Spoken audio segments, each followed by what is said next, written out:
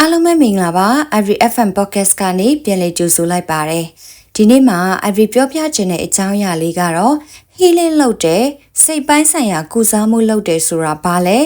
ကိုယ်တိုင်ရောဘယ်လို healing လုပ်ရမလဲ healing လုပ်တဲ့နေပြီဆိုတာကိုရောဘယ်လိုသိနိုင်မလဲပြီးတော့ကို healing ဖြစ်သွားပြီဆိုတာကိုဘယ်လိုသိနိုင်မှလဲဆိုတဲ့အကြောင်းအရာလေးတွေပဲဖြစ်ပါတယ် healing နဲ့ပတ်သက်ပြီးအစအဆုံးပြောပြပေးသွားမှာပဲဖြစ်ပါတယ်healing လုပ်တဲ့စိတ်ပိုင်းဆိုင်ရာကုစားမှုဆိုတာဘာလဲမပြောခင်မှာကိုယ်တိုင်ကအဲ့လိုကုစားမှုပြန်လည်တည်ဆောက်မှုတွေဘာကြောင့်လုပ်ဖို့လိုလာပြီလဲဆိုတော့အချက်ပြလက္ခဏာတွေနဲ့အခြေအနေတွေကိုအရင်ဆုံးသုံးသပ်ကြည့်တာကပိုပြီးလက်တွေ့ကြပါတယ်အဲ့တော့အခုဆက်ပြောမယ့်အခြေအနေတွေနဲ့ရင်ဆိုင်နေရပြီဆိုရင်တော့သင်ရဲ့စိတ်နှလုံးနဲ့ခန္ဓာကိုယ်က healing လုပ်ဖို့အရေးတကြီးလိုအပ်နေပြီလို့ယူဆနိုင်ပါတယ်ပထမဆုံးတစ်ချက်ကတော့စိတ်ပိုင်းဆိုင်ရာပင်ပန်းနွမ်းနေခြင်း emotional exhaustion မှာဘာတွေဖြစ်တတ်လဲဆိုလို့ရှိရင်ကိုယ့်ရဲ့စိတ်ကဘာမှမသိပဲအမြဲတမ်းမောပန်းနေမယ်စွမ်းအိမ်တွေကုန်ခန်းနေတယ်လို့ခံစားရမယ်အရင်ကဝါသနာပါတာတွေကိုလည်းလှုပ်ချင်စိတ်မရှိတော့ဘူးဒါတွေကဘလို့အချိန်မျိုးမှာဖြစ်တတ်လဲဆိုရင်အလုံးမှာစိတ်ဖိစီးမှုများတာလူမှုဆက်ဆံရေးတွေမှာပင်ပန်းလာတာဒါမှမဟုတ်ရင်ဘဝရဲ့အပြောင်းလဲကြီးတစ်ခုကိုဖြတ်သန်းပြီးချိန်မှာဒီလိုကိစ္စရပ်တွေဖြစ်တတ်ပါတယ်ဒီလိုအခြေအနေမျိုးဆိုရင် healing လုပ်ဖို့လိုအပ်နေပါပြီဒုတိယတစ်ချက်ကတော့စိတ်ဒဏ်ရာ trauma ဒါမှမဟုတ်ရင်ရင်မမဆန့်အောင်ခံစားရတဲ့ခံစားချက်ကြီးတစ်ခုကိုလက်မခံနိုင်ဖြစ်နေတာမျိုးဆိုလိုရာကအတိတ်ကဖြစ်ပျက်ခဲ့တဲ့မကောင်းတဲ့အမှတ်တရတွေနာကျင်စရာဖြစ်ပျက်တွေဒါမှမဟုတ်ရင်ဆုံးရှုံးမှုတစ်ခုကိုပြန်တွေးမိတိုင်းရှင်ထဲမှာတင်းကျပ်နေမယ်ငိုကျင်စိတ်ဖြစ်နေမယ်ဒါမှမဟုတ်ရင်လုံးဝခံစားချက်မဲ့နေမယ်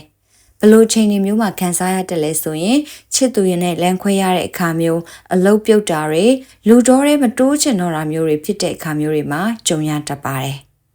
နံပါတ်3အချက်ကတော့အမြဲတမ်းစိုးရိမ်ပူပန်နေခြင်းနဲ့အတွေးလိုခြင်းဒါကို chronic anxiety and overthinking လို့ခေါ်ပါတယ်။ဘာတွေဖြစ်တတ်လဲဆိုရင်အကြောင်းရင်းတိတိကျကျမရှိပဲအနာဂတ်အတွက်အမြဲတမ်းကြောက်ရွံ့စိုးရိမ်နေမယ်။ညဘက်တွေမှာအိတ်မပျော်တာအသေးဖွဲကိစ္စလေးတွေအတွက်နဲ့အတွေးလိုမျိုးစိတ်ပင်ပန်းနေတာမျိုးဖြစ်တတ်ပါတယ်။နံပါတ်4အချက်ကတော့ဆက်ဆံရေးတွေကြောင့်ထိခိုက်နာကျင်ရခြင်း relational hurt လို့ခေါ်ပါတယ်။ဘာတွေဖြစ်တယ်လဲဆိုရင်သူတစ်ပါးရဲ့ပြောဆိုလုပ်ကိုင်မှုတွေအစိတ်အတောက်ဖြစ်စေတဲ့ဆက်ဆံရေးတွေဒီ toxic relationship တွေကြောင့်ကိုယုံကြည်မှုတွေဆုံးရှုံးလာမယ်။ငါမှအပြစ်ရှိလို့လားလို့ကိုအပြစ်တင်မိတဲ့အခြေအနေမျိုးတွေရှောင်လာမယ်။ဒီလိုအခြေအနေမျိုးမှာဆိုရင် healing လုပ်ဖို့လိုအပ်နေပါပြီ။နောက်တစ်ချက်ကတော့ခန္ဓာကိုယ်ကနေသတိပေးလာတာပါ။ဒါကို physical symptom of stress လို့ခေါ်ပါတယ်။ဘာတွေဖြစ်တတ်လဲဆိုရင်စိတ်ဖိစီးမှုတွေများလုံးလို့ခေါင်းအမြဲကိုက်တာအစာအိမ်နာတာဇက်ကြောတက်တာခုခံအားကျဆင်းပြီးတော့မကြာခဏဖျားတာမျိုးတွေဖြစ်လာတတ်ပါတယ်။ဒီလိုအခြေအနေမျိုးတွေကလူတစ်ယောက်ရဲ့ဘဝမှာကြုံလာရတတ်တဲ့တာမန်အတက်အကျထပ်ပိုလွန်လာပြီးတော့ကိုယ့်ရဲ့နေ့စဉ်ဘဝလုပ်ငန်းဆောင်တာနဲ့ပျော်ရွှင်မှုကိုထိခိုက်လာပြီဆိုရင်တော့ healing လို့ခေါ်တဲ့စိတ်ပိုင်းဆိုင်ရာပြန်လည်ကုစားမှုအနားယူမှုတွေကိုစတင်လှုပ်ဆောင်ဖို့အချက်ပြနေပြီဖြစ်ပါတယ်။အဲ့တော့ဒီအခြေအနေတွေကကိုယ်နဲ့ကိုက်ညီနေတာဒါမှမဟုတ်ရင်လက်ရှိကြုံတွေ့နေရမျိုးတွေရှိတယ်ဆိုရင်တော့ဒီ podcast လေးကိုအဆုံးထိနားထောင်စေချင်ပါတယ်။တခါတလေကြာရင်လေကိုယ့်ရဲ့ရှင်ထဲမှာဘာမှမသိတဲ့ပင်ပန်းမှုတွေဒဏ်ရာဟောင်းတွေအတိတ်ကအမတ်တရဆိုတွေကြောင့်စိတ်ညစ်ရတာမျိုးတွေရှိဘူးကြတယ်ဟုတ်တခါတလေကိုကအတိတ်ကိုမတွေးတော့ဘူးလို့ထင်တယ်သူ့အကြောင်းလည်းမပြောတော့ဘူးဖြစ်ခဲ့တာတွေကိုလည်းလက်ခံပေးပြီလို့ထင်တယ်ဒါပေမဲ့တယောက်ကအဲ့ဒီအကြောင်းနဲ့စင်တူတဲ့စကားတစ်ခုပြောလိုက်တာနဲ့ရှင်ထဲမှာပြန်နာလာတယ်တယောက်ကကိုမချစ်တယ်လို့ပြုတ်မှုလိုက်ရင်ငါကမလုံလောက်ဘူးလားဆိုပြီးတော့ကိုပြန်မေးမိတယ်တယောက်ကကိုစွန့်ပစ်သွားမှကိုကြောက်တယ်တယောက်ကကိုမကြိုက်တော့မှကိုကြောက်တယ်တခါတလေဘာမှမဖြစ်ဘဲနဲ့တော့စိတ်ထဲမှာမငြိမ်မသက်ဖြစ်နေတတ်တယ်အဲ့လိုအချိန်တွေမှာငါ healing လုပ်ဖို့လိုနေပြီလားလို့ကိုမေးဘူးလားဒီနေ့ဗီဒီယိုမှာတော့ healing ဆိုတာတကယ်ပဲပါလဲဘယ်လို healing လုပ်ရမလဲပြီးတော့ကို healing လုပ်နိုင်ပြီဆိုတာကိုဘယ်လိုသိနိုင်မလဲဆိုတာတွေကိုအတူတူဆွေးနွေးကြပါမယ် အဲ့တော့ပထမဦးဆုံးအနေနဲ့ healing လုပ်တဲ့စိတ်ပိုင်းဆိုင်ရာကုစားရဲဆိုတာဘာလဲဆိုတာကိုအရင်ရှင်းပြကြပါမယ်။အများစုထင်ကြတာက healing ဆိုတာခံစားချက်ဆိုးတွေကိုတခါတည်းအမြင့်ပြတ်ဖယ်ရှားပစ်တာဒါမှမဟုတ်ရင်ဘာဒုက္ခမှမရှိတော့ပဲပျော်စရာကြီးပဲဖြစ်နေတာလို့ထင်ကြပါတယ်။တကယ်တော့အဲ့ဒါမဟုတ်ပါဘူး။ healing ဆိုတာအတိတ်ကဖြစ်ခဲ့တာတွေကိုမေ့ပစ်လိုက်တာမဟုတ်ပါဘူး။ကိုနာကျင်စေခဲ့တဲ့လူကိုခွင့်လွှတ်လိုက်ရုံနဲ့လေ healing ဖြစ်သွားတာမဟုတ်ပါဘူးပြီးတော့ငါအဆင်ပြေပါတယ်ဆိုပြီးကိုအတင်းအကျပ်ဖိအားပေးနေတာကလည်း healing မဟုတ်ပါဘူး healing ဆိုတာကိုယ့်ရဲ့အတွင်းမှာနာကျင်နေတဲ့အရာတွေကိုသတိထားမိလာပြီးတော့အဲ့ဒီနာကျင်မှုကိုရှောင်မပြေတော့ပဲနားလည်ပြီးတော့ကိုပြန်ဂရုစိုက်တက်လာတဲ့ process တစ်ခုပါဖြစ်စဉ်တစ်ခုပါပေါ့နော်ဒီ healing ဆိုတဲ့စိတ်ပိုင်းဆိုင်ရာကုစားမှုကိုဘာလို့လုပ်ဖို့လိုအပ်တာလဲဆိုရင်ပထမတစ်ချက်ကတော့အနာကျက်စေခြင်းသို့မဟုတ်ပြန်လည်ကုစားခြင်းပါပဲကိုထိလက်ရောက်ထိကြိုက်တာထက်စိတ်ပိုင်းဆိုင်ရာခံစားချက်ပိုင်းဆိုင်ရာထိခိုက်နာကျင်မှုတွေဥပမာရီးစားနဲ့လမ်းခွဲရတာမိသားစုပြဿနာတွေဒါမှမဟုတ်ရင်အလုံးမှာကြုံခဲ့ရတဲ့စိတ်ပိုင်းဆိုင်ရာဖိအားတွေကိုပြန်လည်ဖြည့်သိမ့်ပြီးတော့စိတ်သက်ဟန်ချက်ညီအောင်တိဆောက်တဲ့လုပ်ငန်းစဉ်ဖြစ်ပါတယ်ဒုတိယအချက်ကတော့အတိတ်ကိုလက်ခံနိုင်ခြင်းပါအတိတ်မှာဖြစ်ပျက်ခဲ့တဲ့မကောင်းတဲ့အရာတွေကိုအုံနောက်ထဲကနေလုံးဝဖျောက်ဖျက်ပစ်ဖို့မဟုတ်ဘဲနဲ့အဲ့ဒီအဖြစ်ပျက်တွေကကိုယ့်ရဲ့အခုလက်ရှိဘဝအပေါ်ဆက်ပြီးတော့ဒုက္ခမပေးတော့ပဲအေးအေးဆေးဆေးလက်ခံနိုင်လာတာဖြစ်ပါတယ်တတိယတစ်ချက်ကတော့အရေးကြီးဆုံးပါပဲကိုပြန်လဲချစ်တက်လာခြင်းပါပဲကိုယ့်ရဲ့အားနည်းချက်တွေကိုအပြစ်မတင်တော့ပဲငါလဲလူသားတစ်ယောက်ပဲမှားတတ်တာတဘာဝပဲဆိုပြီးတော့ကိုနားလေခွင့်လွတ်လာတာပဲဖြစ်ပါတယ်တခါတလေ healing ကငိုခြင်းဖြစ်နိုင်တယ်အနားယူခြင်းဖြစ်နိုင်တယ်တခါတလေမလုံနိုင်ဘူးလို့ပြောတတ်လာတာမျိုးလည်းဖြစ်နိုင်တယ်တခါတလေကိုနာကျင်စေတဲ့ relationship တစ်ခုကနေထွက်လာနိုင်တာလည်းဖြစ်နိုင်တယ်တခါတလေကိုအကြောင်းကိုပိုနားလည်လာတာလည်းဖြစ်နိုင်တယ်healing လုပ်တယ်ဆိုတာက one time event မဟုတ်ပါဘူးတခါလို့ရုံနဲ့ပျောက်ကင်းတက်တာသွားတာမျိုးမဟုတ်ပါဘူးအချိန်ယူရတဲ့ process တစ်ခုပါဒါဆိုရင်ကျမတို့ကဘာကြောင့် healing လုပ်ဖို့လိုအပ်တာလဲဘာလို့လဲဆိုရင်ကျမတို့ရဲ့အတိတ်ကအတွေ့အကြုံတွေက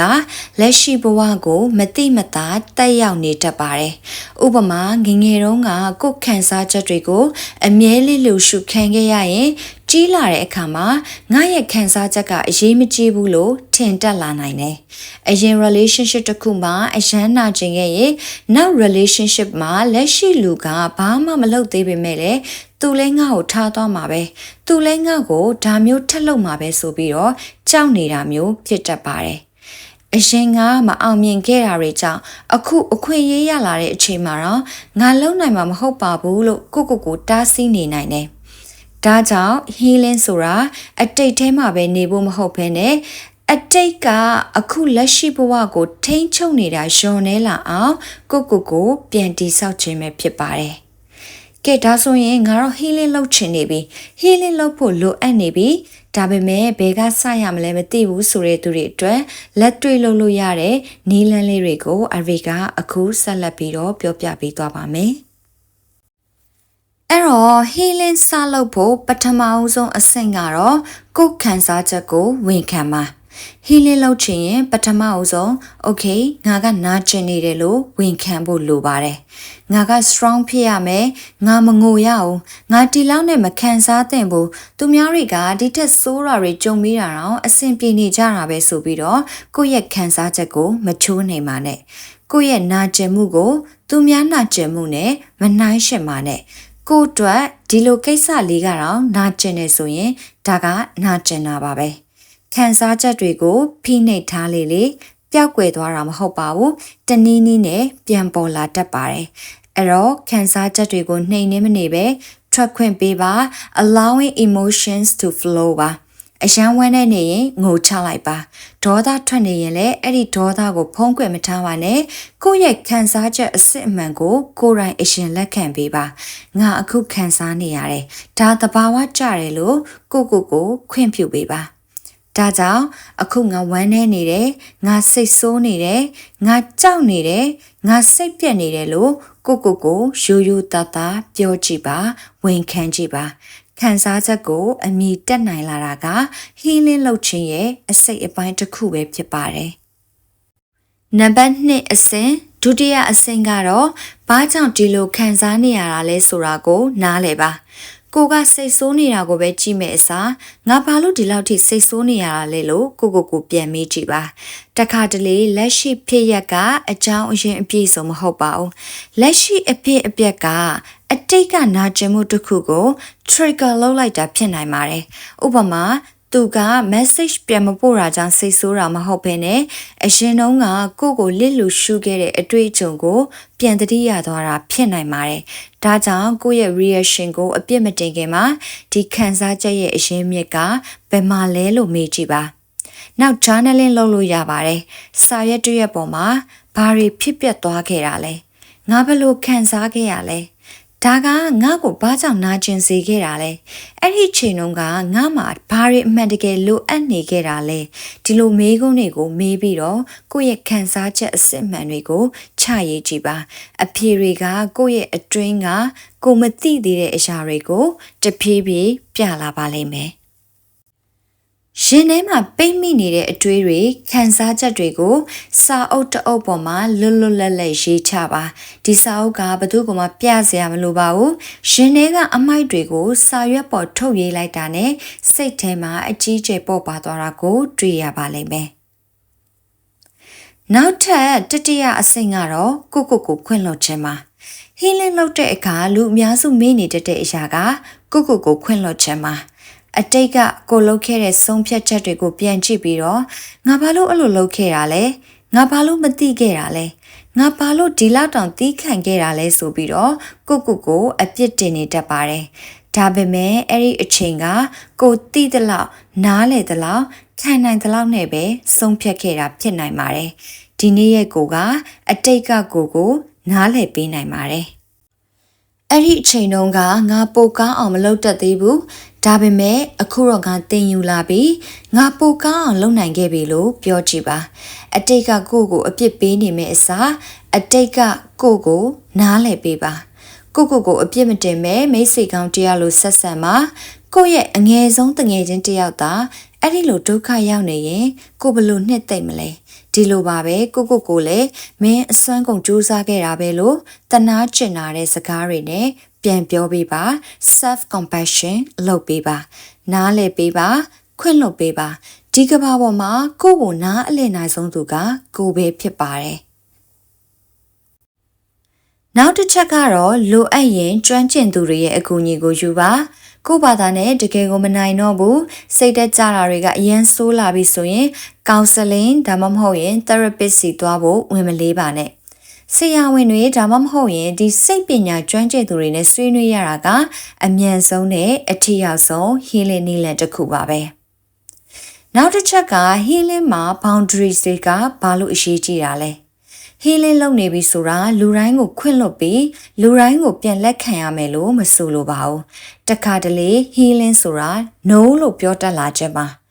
ကိုမလေးစားတဲ့လူစီကနေအကွာဝေးထားတာကိုစိတ်ကိုထိခိုက်စေတဲ့ conversation တွေကိုရပ်ပစ်လိုက်တာကိုအချိန်နဲ့ energy ကိုတန်ဖိုးထားတာကိုချစ်ဖို့အမြဲမိနေပြီးတော့သူများအတွက်ပဲအသက်ရှင်နေတဲ့ပုံစံကနေထွက်လာတာဒါတွေက selfish ဖြစ်တာမဟုတ်ဘူးတကူကောင်းဆန်တာမဟုတ်ဘူး self respect ဖြစ်ပါတယ်မိမိကိုလေးစားခြင်းပဲဖြစ်ပါတယ်နောက်တစ်ချက်အရေးကြီးဆုံးအချက်က healing လုပ်နေတဲ့အချိန်မှာကိုယ်ခန္ဓာကိုယ်ကိုလည်းခရူးဆိုင်ပါ healing ဆိုတာစိတ်ပိုင်းဆိုင်ရာပဲမဟုတ်ဘူးအေးရေးဝအောင်အိပ်ပါအစားအသောက်ကိုပုံမှန်စားပါရေတောက်ပါလမ်းလျှောက်ပါလေ့ကျင့်ခန်းလုပ်ပါ nature ထဲမှာအချိန်ပြုံးပါဖုန်းနဲ့ social media ကနေခေတ္တအနားယူပါ meditation လုပ်နိုင်ပါတယ် deep breathing လုပ်နိုင်ပါတယ်ဒါတွေကပြဿနာအားလုံးကိုတခါတည်းဖြေရှင်းပေးမှာမဟုတ်ပေမဲ့ကိုယ့်ရဲ့ nervous system ကိုလုံခြုံစေပြီးတော့အနားယူနိုင်တဲ့အခြေအနေတစ်ခုကိုပြန်လည်တည်ဆောက်ပေးနိုင်ပါတယ် ပြီးတော့နာကျင်မှုကအရန်ပြင်းထန်နေတယ်နေ့စဉ်ဘဝကိုထိခိုက်နေတယ်ဒါမှမဟုတ်ကိုလည်းမထိန်နိုင်တော့ဘူးလို့ခံစားနေရရင် professional mental health support ကိုရယူတာကလည်း healing ရဲ့အစိတ်ပိုင်းတစ်ခုပါအကူအညီတောင်းတာကအားနေတာမဟုတ်ပါဘူးအခု Ivy ပြောပြသွားတဲ့အချက်တွေက healing ဘယ်လိုလုပ်ရမလဲဆိုတဲ့အချက်တွေပဲဖြစ်ပါတယ်။ဟုတ်ပြီဒါဆိုရင်ကိုကဒီအချက်တွေကိုလည်းလုပ်နေပြီဆိုရင်ငါ healing လုပ်နိုင်သွားပြီစိတ်ပိုင်းဆိုင်ရာငါရဲ့ထိခိုက်နေတဲ့ trauma တွေကိုကုစားသွားနိုင်ပြီဆိုတာကိုဘယ်လိုသိနိုင်မှာလဲ။ဒီမေးခွန်းကအရေးကြီးပါတယ်။ healing ဖြစ်လာတာကငါအတိတ်ကိုလုံးဝမတွေးတော့ဘူးဆိုတာနဲ့တိုင်းတာလို့မရပါဘူး။တခါတလေအတိတ်ကိုပြန်သတိရနေအောင်ပါ။ဒါပေမဲ့အရင်လိုမနာကျင်တော့ဘူးအရင်လို reaction တွေမပြင်းထန်တော့ဘူးအဲ့ဒါက healing ဖြစ်လာတဲ့ signs တစ်ခုပါဒါဆိုရင်ကို healing လုပ်နိုင်သွားပြီဆိုတာကိုဘယ်လိုသိနိုင်မလဲဆိုတဲ့အချက်တွေကိုအဖေကဆက်ပြောပေးပါမယ်ပထမတစ်ချက်ကတော့အတိတ်ကိုသတိရပေမဲ့အတိတ်ထဲမှာမနေတော့ဘူးအဖြစ်အပျက်တွေကိုပြန်မှတ်မိနိုင်တယ်ဒါပေမဲ့ဒီနေ့လုံးအဲ့ဒီအကြောင်းကိုတွေးပြီးတော့မနေနိုင်တော့ဘူး it happened but it doesn't control me anymore ဒါတွေကဖြစ်ပျက်ခဲ့ပြီဒါပေမဲ့ဒါတွေကအခုလက်ရှိငါဘဝကိုထိန်းချုပ်ခွင့်မရှိတော့ဘူးဆိုတဲ့အခြေအနေကိုရောက်လာတယ်နားလည်လာတယ်နောက်နံပါတ်2 sign တစ်ခုကကိုအပြစ်တင်တာလျှော့လာတယ်အရင်ကငါမလုံလောက်လို့ငါမပြည့်စုံလို့ငါအပြစ်ပဲငါကမကောင်းလို့တွေးခဲ့ပေမဲ့အခုတော့ဖြစ်ခဲ့တာတွေကိုပို့ပြီးတော့ balance ဖြစ်အောင်မြင်လာတယ်ကိုအမှားရှိရင်လက်ခံတယ်ဒါပေမဲ့ကိုမုန်းတီးအောင်မလုပ်တော့ဘူးကိုနားလည်ပေးနိုင်လာတယ်ခွင့်လွှတ်ပေးနိုင်လာတယ်ဒီလိုအခြေအနေမျိုးတွေက healing ဖြစ်နေတယ်ဆိုတဲ့အခြေအနေတွေပါနောက်ထပ်နံပါတ်3 signs ကတော့ကိုယ့်ရဲ့လိုအပ်ချက်ကိုသိလာတယ်ငါဘာလိုချင်လဲငါဘာကိုမကြိုက်ဘူးလဲငါဘာကြောင့်စိတ်ပင်ပန်းနေတာလဲဆိုတာတွေကိုပိုသိလာတယ်သူများတွေဘာလိုချင်လဲဆိုတာထက်ငါအတွက်ဘာကကောင်းလဲဆိုတာကိုစဉ်းစားတက်လာတယ်နောက်နံပါတ်4 sign ကတော့လူတယောက်ရဲ့အပြုအမူနဲ့ကိုယ်တန်ဖိုးကိုမတိုင်းတော့ဘူးသူကကိုယ်ကိုမရွေးချယ်လို့ကိုကတန်ဖိုးမရှိတော့လို့မဟုတ်ဘူးသူကကိုမချစ်လို့ကိုကချစ်ဖို့မကောင်းတာမဟုတ်ဘူးတရားရောက်ကကိုနားမလဲလို့ကိုခံစားချက်တွေကမမှန်တာမဟုတ်ဘူးဟင်းလင်းဖြစ်လာတဲ့အခါမှာကိုတန်ဖို့ကိုသူများရဲ့အပြုအမူပေါ်မှာမတင်ထားတော့ဘူးကိုပို့ပြီးတန်ဖိုးထားတက်လာတယ်ကိုတန်ဖိုးကိုသိလာတယ်ကိုရဲ့တန်ဖိုးကိုသူများတွေရဲ့အမြင်အပေါ်မှာမမိခိုတော့ဘူးကိုပို့ချစ်တက်လာတယ်နောက်နံပါတ်5 sign ကတော့တယောက်တည်းနေရတာကိုမကြောက်တော့ဘူးအရင်ကတယောက်တည်းမနေချင်လို့မကောင်းတဲ့ relationship ကိုဆက်ဆွဲထားခဲ့တယ်အခုတော့တယောက်တည်းနေရတာကအထီးတန်ခြင်းမဟုတ်ပဲကိုသိကျွမ်းဖို့အချိန်တစ်ခုဖြစ်လာတယ်နောက်နံပါတ်6 sign တစ်ခုကတော့ကိုပြန်ချစ်တက်လာတယ်self love ဆိုတာ mirror ရှိမှရပ်ပြီးတော့ I am beautiful ဆိုပြီးတော့ပြောရုံနဲ့မဟုတ်ပါဘူးကိုပြန်ချစ်တယ်ဆိုတာကပင်ပန်းရင်အနားယူပေးတာမကြိုက်တဲ့အရာကို no လို့ပြောတာအမားလုံးမိရင်ကိုခွင့်လွတ်တာကိုရဲ့ခန္ဓာကိုယ်ကိုဂရုစိုက်တာကိုစိတ်ကြမ်းမာရေးကိုအလေးထားတာပြီးတော့ကိုသူများစီကရမယ့်အချစ်ကိုစောင့်နေမယ့်အစားကိုယ်တိုင်ပြန်ပေးတက်လာတာမျိုးကိုဆိုလိုတာပါ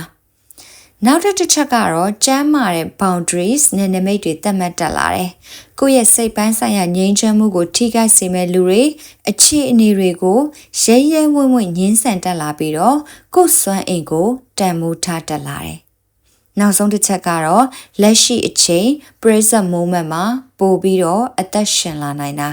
အတိတ်ကိုပူပန်နေတာ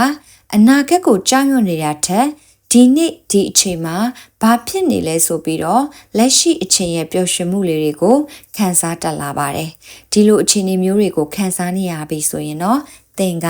healing ကောင်းကောင်းလုပ်နိုင်နေပြီဆိုတဲ့အချက်ကလေးတွေပဲဖြစ်ပါတယ်အဲ့တော့ healing လုပ်နေပြီဆိုပြီးနေ့တိုင်းအဆင်ပြေနေရမယ်လို့မထင်ပါနဲ့တနေ့မှအရန်ကောင်းနေပြီနောက်တနေ့မှပြန်ဝမ်းနေနိုင်ပါတယ်တလားလောက်အဆင်ပြေနေပြီအတိတ်က memory တစ်ခုကြောင့်ပြန်ငုံမိနိုင်ပါတယ်အဲ့ဒါကြောင့်ငါ healing မဖြစ်သေးဘူးလို့လည်းမထင်ပါနဲ့healing ဆိုတာ straight line မဟုတ်ပါဘူးတခါတလေရှေ့ကိုသွားတယ်တခါတလေနောက်ကိုပြန်ဆုပ်သလိုခံစားရတယ် ဒါပေမဲ့အဲ့ဒီ process တစ်လျှောက်မှာကိုပိုနားလေလာတယ်ပိုတနာတက်လာတယ်ပိုတန်ဖိုးထတက်လာတယ်ဒါဆိုရင်ဒါက healing ဖြစ်နေတာပါပဲဒါကြောင့်အခုချိန်မှာသင်ကအတိတ်ကကိစ္စတစ်ခုကြောင့်နာကျင်နေတယ်ဆိုရင်ကိုအလင်းမလို့ပါနဲ့ဘာလို့ငါမမေ့နိုင်သေးတာလဲဘာလို့ငါမပြေလည်သေးတာလဲလို့ကိုမမေ့ပါနဲ့အဲ့ဒီအစားငါဒီနေ့ကိုဘာပေးနိုင်လဲလို့မေးကြည့်ပါ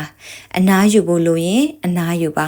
ငိုခြင်းရင်ငိုချလိုက်ပါပြောခြင်းရင်ယုံကြည်ရသူနဲ့ပြောပါ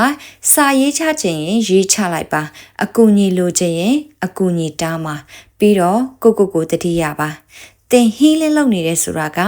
သင်မှာတခုခုမှားနေလို့မဟုတ်ပါဘူးသင်ကိုသင်ပြန်ချစ်ဖို့ပြန်နားလေဖို့ပြန်တိဆောက်ဖို့အချိန်ပေးနေတာပါတနေ့နေ့မှာအခုမင်းငုံနေတဲ့အရာကိုပြန်ကြည့်ပြီးတော့အဲ့ဒီအချိန်တုန်းကငါအရန်နာကျင်ခဲ့ရတယ်ဒါပေမဲ့ငါအခုဒီနေရာကနေဒီနေရာကိုရောက်လာနိုင်ပြီငါအဲ့ဒီနေရာကနေပြန်ထလာနိုင်ခဲ့တယ်လို့ပြောနိုင်ပါလိမ့်မယ်အဲ့ဒီနေ့ကသင်ရဲ့ healing journey ရဲ့အဆုံးမဟုတ်ပါဘူးသင်ကိုယ်သင်ပိုနားလဲပြီးပိုချစ်တက်လာတဲ့ဘဝအသစ်ရဲ့အစဖြစ်ပါလိမ့်မယ်ဒီဗီဒီယိုလေးကအားလုံးအတွက်အကျိုးရှိစေမယ်လို့မျှော်လင့်ပါတယ်။သင်ရဲ့ healing journey မှာသင်တယောက်တည်းမဟုတ်ပါဘူး။အချိန်ယူပါကိုကျင်နာပါပြီးတော့တတိယပါဒီစိတ်ပိုင်းဆိုင်ရာကုစားမှု healing လုပ်တယ်ဆိုတာအရင်တုန်းကကိုယ်ပုံစံအဟောင်းတိုင်းပြန်ဖြစ်သွားတာမျိုးမဟုတ်ပါဘူး။အဲ့ဒါကကိုပို့ပြီးနားလဲပေးနိုင်တဲ့ပို့ပြီးချစ်တက်လာတဲ့ပို့ပြီးကောင်းကောင်းစောင့်ရှောက်လာတတ်တဲ့လူတစ်ယောက်ဖြစ်လာတာပါပဲ။ဒါဆိုရင်အဘီတို့နောက်ဗီဒီယိုလေးတွေမှာပြန်တွေ့ကြမယ်နော်အားလုံးကိုကျေးဇူးအများကြီးတင်ပါတယ်